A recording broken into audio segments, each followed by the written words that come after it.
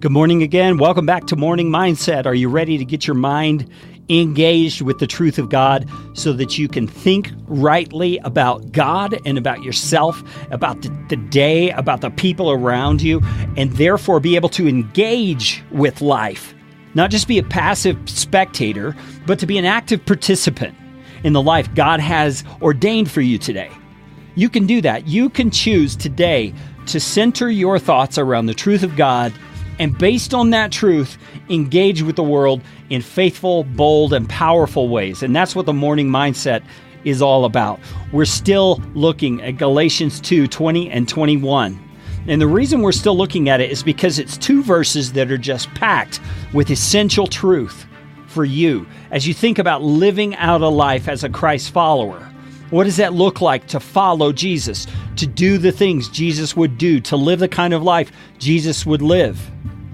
Well, the answer is found in these verses. These verses tell us we don't live a life like Jesus would live. We live life by letting Jesus live through us. That's what these verses say. Paul says, "The life I now live in the flesh, I live by faith in the Son of God who loved me and gave himself for me." And why is that possible? Because in the previous sentence, he says, "It's no longer I who live, but Christ who lives in me." So that's the truth we're focusing on this morning.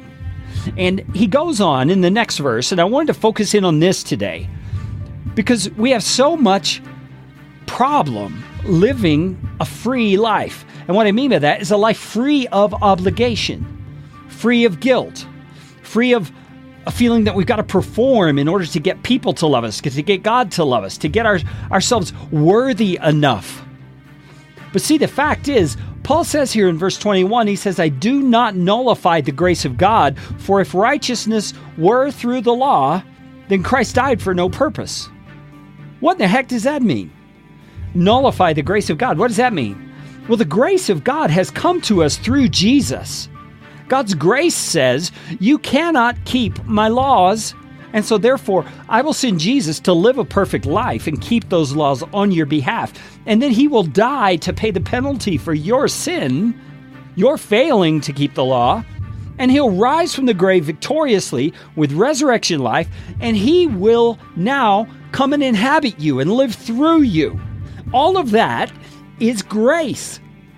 And Paul says, if I revert back to trying to live up to some standard, to trying to work my way into God's good graces, to try and prove myself, to try and alleviate guilt by checking off a bullet list of things I've accomplished, then I'm nullifying the grace of God.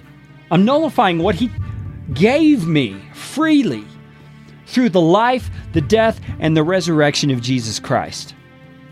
And he says, I don't do that. The way to live a Christian life is to let Christ live his life through you.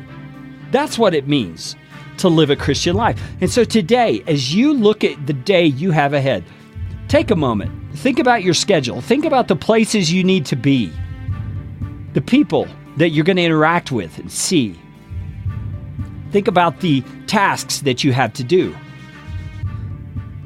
What will be the difference in your life if you're thinking as you're doing those things, as you're having those conversations, as you're caring for those people, as you're making that presentation at work or interacting with a coworker?